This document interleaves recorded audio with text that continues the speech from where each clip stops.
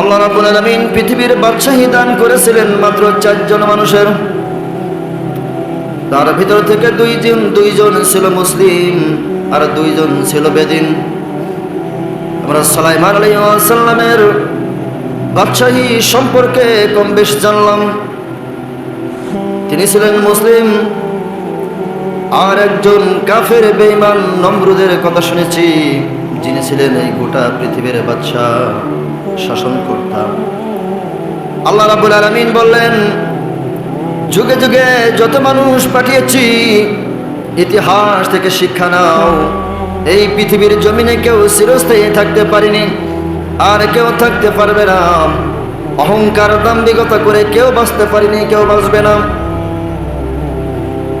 3 নম্বর ব্যক্তি ছিল জুলকারনাইন বাদশাহ।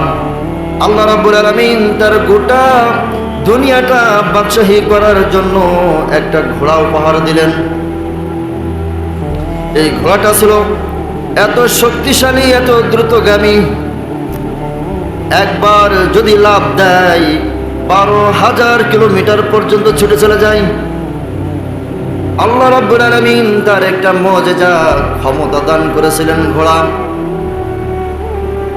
বাদশাহ জুলকারনাইন যখন ক্ষমতা পেলেন, সারা পৃথিবীটা ঘুরতে লাগলেন। ঘুরতে ঘুরতে জুলকারনাইন বাদশার সাথে একটা ফেরেশতার বন্ধু হয়ে যায়।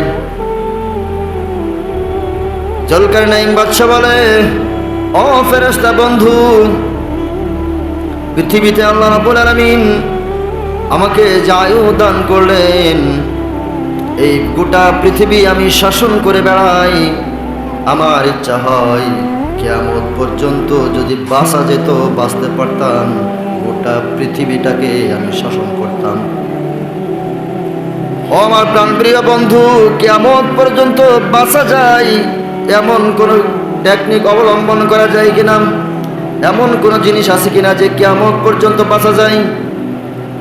জুলকারনাইন বাদশার জবাবে ফেরেশতা বন্ধু বলল, ও জুলকারনাইন, কিয়ামত পর্যন্ত বাঁচতে পারবে ঔষধ আছে।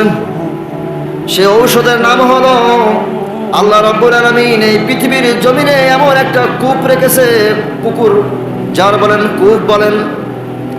সেই কূপের নাম হলো আবু হায়াত। আবু হায়াত নামে একটা কূপ আছে। ওই কূপের পানি যে পান করবে, আল্লাহ রাব্বুল আলামিন থেকে কিয়ামত পর্যন্ত তারা আয়ু দান করবেন। এই দুনিয়ার জমিনেই সেই আবু হায়াত নামক পানি আছে কোহে কাফে। এই কোহে কাফের ভিতরে পৃথিবীর শেষ প্রান্তে একটা দেশ আছে কোহে কাফ, তার ভিতরে আবু হায়াত নামক একটা পুকুর আছে।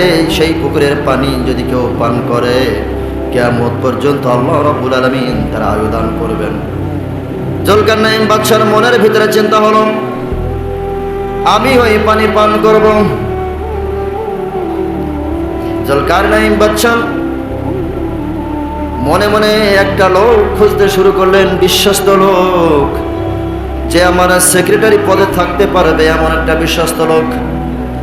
শুনতে পেলাম অমুক একটা জায়গায় বিশ্বস্ত লোক আছে, বুজুর্গ আছে, তার কাছে চলে গেলেন। যে তাকে সালাম প্রদান করলেন। সালাম প্রদান করার পরে সেই ব্যক্তিটা ছিল খিজির আলাইহিস সালাম। তাফসীরের মতে কোন তাফসীর বলে খিজির আলাইহিস সালাম আল্লাহর নবী ছিলেন। কোন তাফসীরে আসছে তিনি আল্লাহর একজন বড় বুজুর্গ ওলি ছিলেন। যাই হোক, সে একজন আল্লাহর পছন্দের মানুষ ছিলেন। জুলকারনাইন বললেন, ভাই, আমি আপনার কাছে এসেছি একটা প্রয়োজনে। খিজির আলাইহিস সালাম বললেন, ও জুলকারনাইন বাদশাহ, তুমি আমার কাছে এসেছো আবু হায়াত নামক পানি তালাশ করার জন্য আমার কাছে এসেছো। জুলকারনাইন চমকে উঠলেন যে আমি যে আবু হায়াত নামক পানি খুঁজতেছি, এই লোকটা কেমনে জানে? অবশ্যই এই লোকটি আল্লাহর নেক বান্দা। খিজির আলাইহিস সালামকে অনুরোধ করলেন, আমার এই বাদশাগিরির জীবনে আমি জুলকারনাইন বাদশাহ, আমার সেক্রেটারি পদে যদি আপনি নিয়োগ হন, তাহলে আমার মনের আশা পূরণ হবে। খিজির আলাইহিস সালাম জুলকারনাইন বাদশার অ্যাসিস্ট্যান্ট বলেন, সেক্রেটারি বলেন, হয়ে গেল। যখন হয়ে গেল, খিজির আলাইহিস সালামকে বললেন, চলো আমরা সেই আবু হায়াত নামক পানিটা তালাশ করে আসি। হাদিস শরীফে আসছে ভাবে জুলকারনাইন বাদশা খিজির আলাইহিস সালাম আর কিছু লোক তার সঙ্গে চলতে শুরু করলো। চলতে চলতে হঠাৎ করে দেখে দুইজন লোক কি যেন করতেছেন। জুলকারনাইন বাদশার সামনের দিকে এগিয়ে গেলেন। সামনে এগিয়ে দেখতে পেলেন দুইজন ব্যক্তি একটা ঘর নির্মাণ করতেছে। জুলকারনাইন বাদশা বলতেছে, কে আপনি? আমি তো এই রাজ্যের বর্তমান পৃথিবীর বাদশা, আমি তো আপনাকে চিনলাম না, কে আপনি? ওই ব্যক্তিটা আর কেউ ছিল না, আল্লাহ রাব্বুল আলামিনের প্রিয় বান্দা বন্ধু খলিল ইব্রাহিম আলাইহিস সালাম। সুবহানাল্লাহ। ইব্রাহিম আলাইহিস সালাম আর তার সন্তান ইসমাঈল আলাইহিস সালাম কাবা নির্মাণ করার জন্য দুই বাপ বেটা মিলে কাজ করতেছেন। জুলকারনাইন বাদশা বলতেছেন, আপনার পরিচয় কি? আপনাকে দেখে তো সাধারণ মানুষ বলে মনে হয় না, কারণ আল্লাহর নবী যারা হবে তাদের চেহারার ভিতরে একটা অন্যরকম ম্যাজিক থাকে। জুলকারনাইন বাদশা বললেন, কে আপনি? আপনার পরিচয় কি? ইব্রাহিম আলাইহিস সালাম বললেন, আমি আল্লাহ রাব্বুল আলামিনের নবী ইব্রাহিম আলাইহিস সালাম। জুলকারনাইন বাদশা বললেন, আমি বাদশা, আর আমি জানি না আমার সমাজে আমার রাষ্ট্রে আল্লাহর একজন প্রিয় নবী আছে, এটা আমার বিশ্বাস হয় না। ইব্রাহিম আলাইহিস সালাম বললেন, কি করলে তুমি বিশ্বাস করবে যে আমি আল্লাহর নবী ইব্রাহিম? জুলকারনাইন বাদশা তখন বললেন, ঠিক আছে, এই যে ছাগলগুলা দেখতেছো, 5টা মতান্তরে 7টা মতান্তরে 9টা ছাগল, এই ছাগলগুলা সাক্ষী দিবে আমি আল্লাহর নবী ইব্রাহিম। জুলকারনাইন বাদশা তখন বলতেছে, আমি তো বাদশা জীবনে এমন পাগল দেখিনি যে অবলা প্রাণীর কথা বলেন। ঠিক আছে, আপনি যদি আল্লাহর নবী হয়ে থাকেন অবশ্যই আপনার কথা সত্য।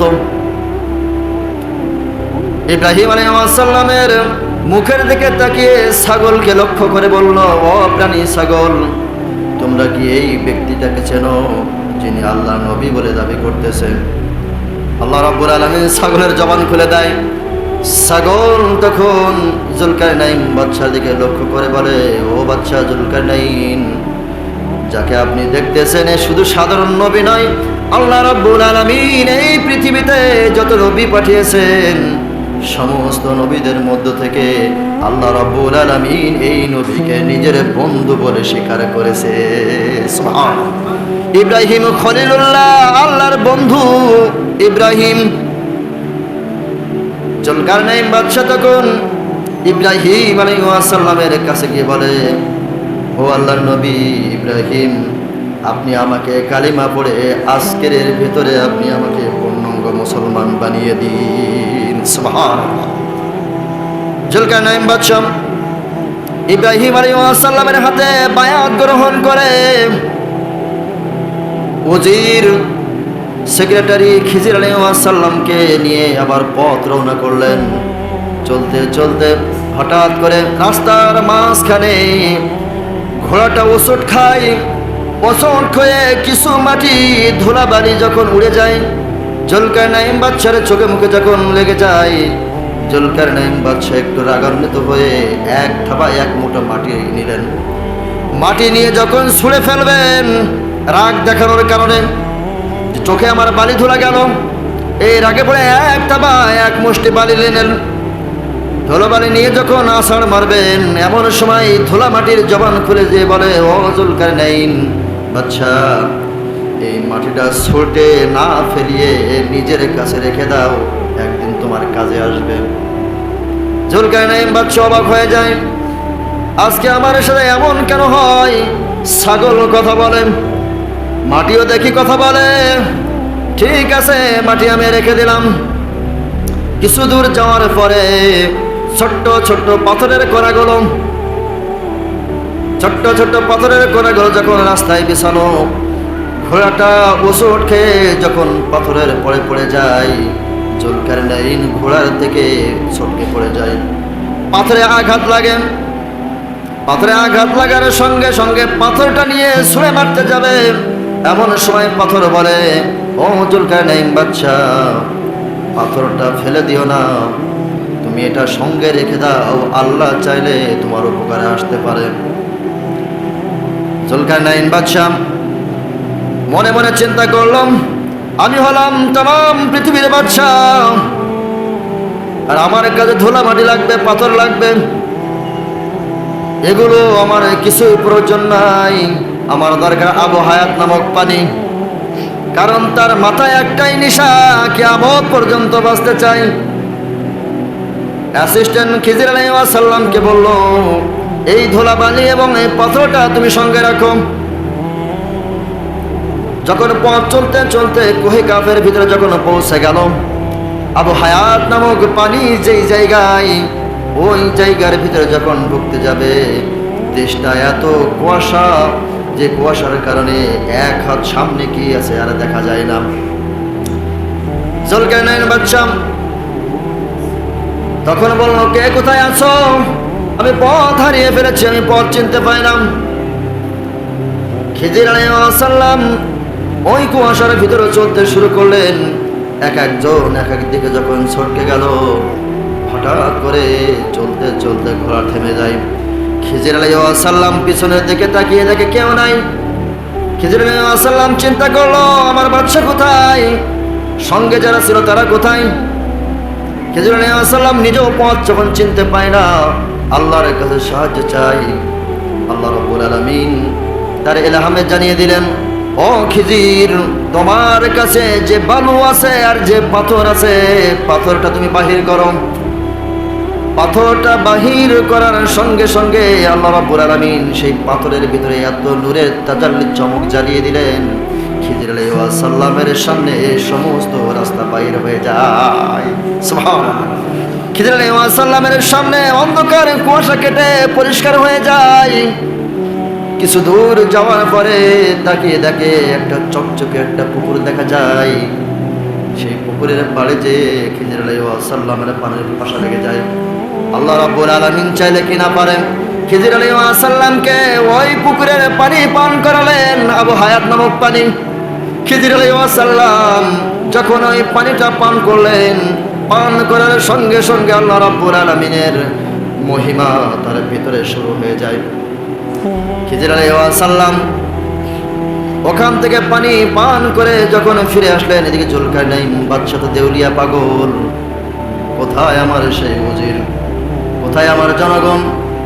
যখন পথহারা দিশাহারা হয়ে যায়, এমন সময় তাকে পিছন থেকে কে যেন ছুটে আসেন। খিজির আলাইহিস সালাম এসে সালাম দিলেন বাদশাকে, ও বাদশা, আপনি কোথায় ছিলেন? আপনাকে খোঁজার জন্য আমি এত সময় ধরে খুঁজতেছি, কিন্তু এখনো পেলাম না। খিজির আলাইহিস সালাম চিন্তা করলেন, আমি যদি এখন বলি ওই কুয়াশার ভেতর থেকে আমি সে আবু হায়াত নামক পানি পান করেছি, তাহলে আমাকে হত্যা করে ফেলবে।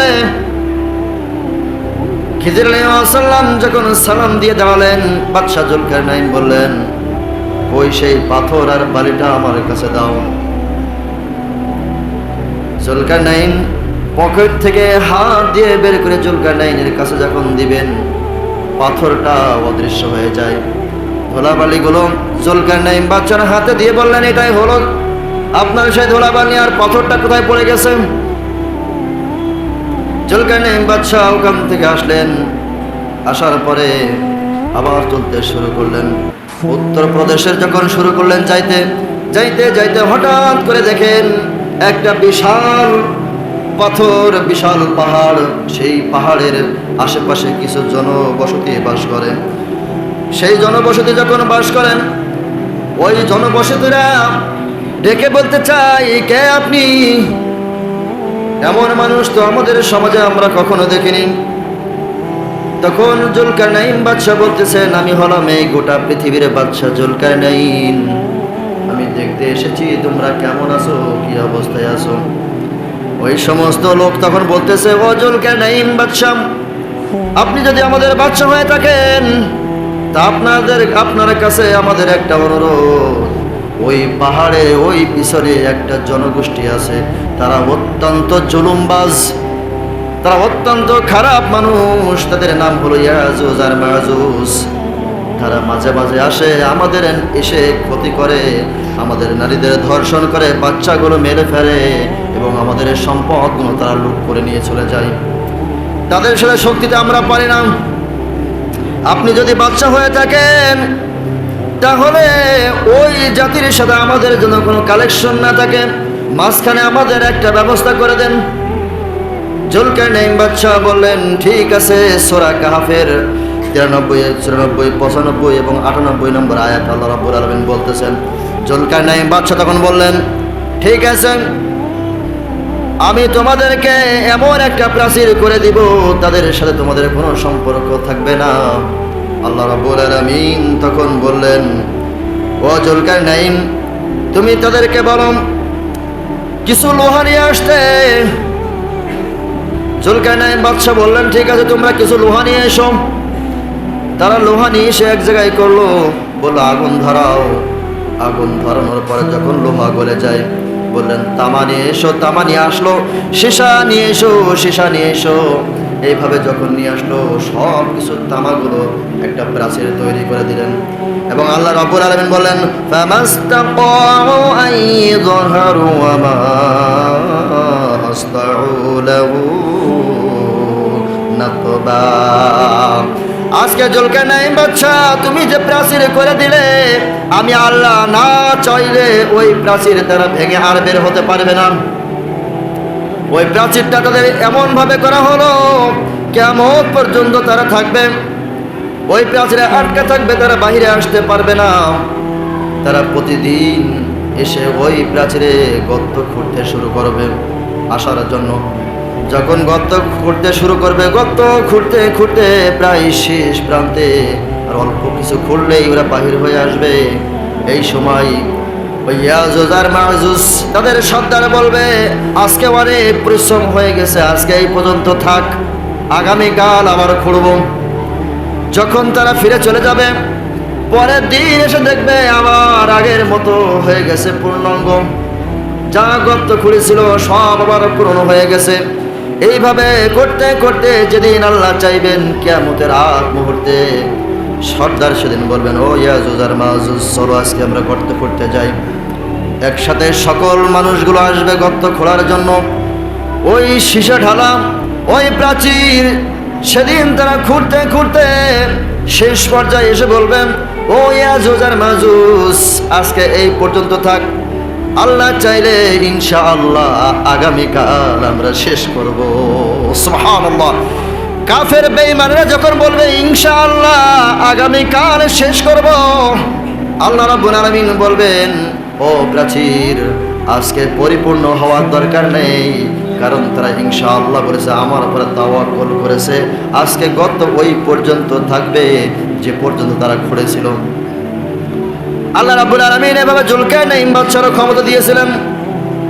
হঠাৎ করে সেই জুলকারনাইন বাদশা অসুস্থ বোধ করেন, সন্তানদেরকে ডেকে বলল, ও আমার প্রাণ প্রিয় কলিজার টুকরার সন্তানেরা, আমি জুলকারনাইন বাদশা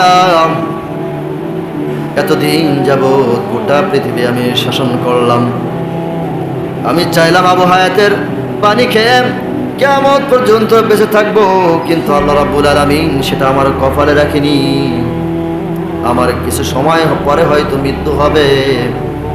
আমার মৃত্যুর পরে আমি একটা ওসিয়ত করে যাই, এটা তোমরা পালন করবে। সন্তানেরা বলল, হ্যাঁ বলেন। জুলকারনাইন বাদশা বললেন, যখন আমার মৃত্যু এসে যাবে, মৃত্যু হয়ে যাবে, কাফনের কাপড় দিয়ে যখন মোড়াবে, মোড়ানোর পর এই কাফনের প্যাকেট থেকে, কাফন থেকে আমার দুইটা হাত দুই পাশে বাহির করে দিবে। আমার সারা শরীরটা কাফনের কাপড় দিয়ে জড়াবে, আর দুইটা হাত আমাকে বাহির করে দিবে। এই দুইটা হাত বাহির করে দিয়ে সারা সমাজ, মহল্লা এবং সারা রাজ্য ঘুরে ঘুরে যখন ঘোরা শেষ হবে তারপরে আমাকে দাফন করবেন। সন্তানেরা বলল, বাবা আপনি গোটা দুনিয়ার বাদশাহী করলেন, কেউ আপনার চুল পরিমাণ ক্ষতি করতে পারেনি, আর আপনিও কারোর মুখাপেক্ষী ছিলেন না, এত তো ক্ষমতাধর ছিলেন, কিন্তু আপনি মৃত্যুর পরে আপনি কেমন নসিহত করে গেলেন যে মৃত্যুর পরে সারা শরীর কাপড়ের কাপড় দিয়ে পেঁচানো থাকবে, কিন্তু দুইটা হাত বাহিরে থাকবে। বললেন, বাবা গো, আমি যে দুইটা হাত কেন বের করছি আজকে সন্ধেবেলায় টের পাবেন, যখন আমাকে ঘুরিয়ে নিয়ে আসবে, সকল মানুষগুলো যখন মন্তব্য করবে তখন এটা বুঝতে পারবে কেন করেছিলাম। যখন ইন্তেকাল হয়ে গেল, বাবার নসিহত মতো তার কাফনে জড়ানো হলো, দুইটা হাত বাহির করে যখন সমাজে রাষ্ট্রে ঘোরানো হলো, বেদিন মুশরিক বেঈমানেরা বলতে শুরু করলো, জুলকারনাইন বাদশাহ সারাটা জীবন ক্ষমতা পেয়ে যেভাবে কাজ করেছিলেন মৃত্যুর পরে এখনো ক্ষমতা ছাড়বে না, এই জন্য হাত লম্বা করে রেখেছে, এই ক্ষমতা সে এখনো ছাড়বে না। আর কিছু দূর যাওয়ার পরে কিছু মুসলিম তাকিয়ে দেখে জুলকারনাইন বাদশার সারা শরীরটা কাফনে মোড়ানো, কিন্তু দুইটা হাত বাইরে। মুসলমানেরা বরাবরই শুরু করলো, আহারে কত বছর যাবৎ বাদশাহী করলো, তাম পৃথিবী ঘোরার ক্ষমতা পেল, তার বাদশাহী এমন বাদশাহী ইয়াজুজ আর মাজুজের মতো দুর্ধর্ষ লোককে তিনি বন্দী করলেন, আর আজকে পৃথিবীর থেকে যাওয়ার সময় খালি হাতে বিদায় নিল, খালি হাতে বিদায় নিল। জুলকারনাইন বাদশার সন্তানেরা বুঝতে পারলেন যে আমার বাবা পৃথিবীর বাদশা ছিল, তারপরেও খালি হাতে যাওয়া লেগেছে, অর্থ সম্পদ এত ছিল তারপরেও খালি হাতে যাওয়া লাগলো। এটা জুলকারনাইন বুঝিয়ে বললেন, ও পৃথিবীর মানুষ, আমি জুলকারনাইন বাদশা গোটা পৃথিবীর বাদশা, তারপরেও সব রেখে খালি হাতে আমার যাওয়া লাগলো। এটা বোঝানোর জন্য আজকে আমি আপনি কত অর্থের মালিক, কত টাকার মালিক, কত টাকার মালিক দেখলাম, সবাই তো সব অর্থ রেখে খালি হাতে যাই। জুলকারনাইন বাদশা যখন তাকে দাফন করা হবে, এমন সময় সেই খিজির আলাইহিস সালাম এসে উপস্থিত হলেন। এসে বলতেছে, তোমার বাবা কোথায়? বলল, ওই যে কবরের ভেতরে আছে, কবরস্থ করব, কিন্তু আমার বাবার হাত এমন ভাবে মাটি দেওয়ার তো লাইন নেই, কবরটা কেমন ভাবে খনন করব তাও তো বুঝতে পারি না। জুলকারনাইন বাদশার উজির ছিলেন খিজির আলাইহিস সালাম। খিজির আলাইহিস সালাম বললেন, এভাবে তোমার বাবার দাফন দেওয়া যাবে না, তোমার বাবার পাঞ্জাবে পকেটে দেখো কিছু ধুলাবালি মাটি আছে, ওইগুলো নিয়ে এসো। খিজির আলাইহিস সালাম দেখলেন তার গায়ের জুব্বা ছিল, সেই জুব্বার পকেটের ভিতরে একটা কাপড়ে মোড়ানো সেই মাটিগুলো আছে, ওই মাটিগুলো জুলকারনাইনের মরা দেহর উপরে ছিটানোর সঙ্গে সঙ্গে হাত সোজা হয়ে যায়। এটা বোঝালেন যে পৃথিবীতে যত বড় দাম্ভিকতা করো না কেন, এক মুঠো মাটির কাছে তোমার সব ক্ষমতা চূর্ণ বিচূর্ণ হয়ে যাবে। অর্থাৎ তুমি যত বড় ক্ষমতাশীল হও না কেন, এই মাটির ভিতরে একদিন তোমার যাওয়া লাগবে, এই মাটির ভিতরে আসার সঙ্গে সঙ্গে তোমার শরীর নিতর হয়ে যাবে। আল্লাহ রাব্বুল আলামিন সেদিন আমাকে আপনাকেও এমন ব্যবস্থা করবে। আল্লাহ এটা জানিয়ে দিলেন যে যত বড়ই ক্ষমতাশীল হও না কেন, এই মাটির ভিতরে একদিন তোমার যাওয়া লাগবে। যে মাটিতে আপনি দাম্ভিকতার সাথে ছুটে চলেছিলেন, সেই মাটিতেই আপনার সমাপনী হবে। এজন্য আল্লাহ রাব্বুল আলামিন বললেন, এই মাটির উপরে যারা অহংকার বশত চলো একটু সাবধানে, কারণ মাটির নিচে যাওয়ার সঙ্গে সঙ্গে মাটি তোমার প্রতিশোধ নেবে। সম্মানিত উপস্থিতি, আজ আমরা যারা পৃথিবীতে চলি, আমাদের মরণ হবে কি হবে না? অর্থ যাদের আছে, অর্থ নিয়ে যেতে পারবো কি পারবো না? আমরা কেউ অর্থ নিতে পারবো না। এজন্য কবি একটা ভাষায় বলেন, আমার মরণ আসিবে কখন কেউ তো জানে না, আমার মরণ আসিবে কখন কেউ তো জানে না, আমি মরে গেলে আমার তোমরা ভুইলা যাইও না, আমি চলে গেলে আমার তোমরা ভুইলা যাইও না। আমার মরণ শিবে কখন কেউ তো জানে না, আমার মরণ শিবে কখন কেউ তো জানে না। এই দুনিয়ায় চিরজীবন থাকার জায়গা না, অন্ধকার কবর যে আমার আসল ঠিকানা। এই দুনিয়ায় চিরজীবন থাকার জায়গা না, অন্ধকার কবর যে আমার আসল ঠিকানা। সবাই রেখে আমায় চলে যাবে, সবাই রেখে আমায় চলে যাবে, সঙ্গী হবে না। আমার মরণ শিবে কখন কেউ তো জানে না, আমার মরণ শিবে কখন কেউ তো জানে না। তোমার আমার কে আপন একটু ভাবনা, যিনি আপন তিনি কাঁদেন সোনার মদিনা। ও ভাই যিনি আপন তিনি কাঁদেন সোনার মদিনা, সেই নবীজির দিদার পেতে চলো মদিনা। আমার মরণ শিবে কখন কেউ তো জানে না, কবর মাঝে মা বাবাকে দেখা যাবে না, দেখবো যাকে তিনি হলেন শাহে মদিনা। কবর মাঝে মা বাবাকে দেখা যাবে না, দেখবো যাকে তিনি হলেন শাহে মদিনা। ও ভাই বুঝবো কবে নবী বিনে আপন কেহ না, আমার মরণ শিবে কখন কেউ তো জানে না। আমি চলে গেলে আমার তোমরা ভুইলা যাইও না, আমি মরে গেলে আমার তোমরা ভুইলা যাইও না। আমার মরণ শিবে কখন কেউ তো জানে না। আল্লাহু আকবার। সম্মানিত উপস্থিতি, পৃথিবীতে মায়ের চাইতে আপন আছে কেউ? সন্তান, স্ত্রী?